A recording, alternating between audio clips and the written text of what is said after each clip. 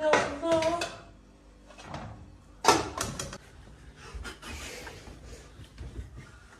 يلا لبس. هاي شنو عطية؟ شنو هاي عطية؟ جبت غسالة بمناسبة عيد الأم، أنت أمي وأهلي وأدري بيش تعبانة من الفرق، وجبت غسالة حتى تساعدك. طيب صدق قال امك بتروح عنك، ما متوقع تسويها، انت تطلع من عندك بس الباطات. غسالة وجبت لك بدونك غسلي بيها بعد حبيبي. راح ترتاحي راح فول ارتاحيتي بوس راح انام انا وانت غسلي. الله ياك اشمك نفسك احبك اموت انا عليك.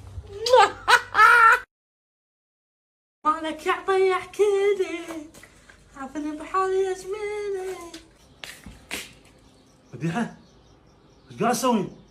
هالغسالة شنو موقع بالعرب؟ يمه الله لا يقولها واغسل بيها، شنو انا ما عندي دير اغسل بغسالة، خاف علي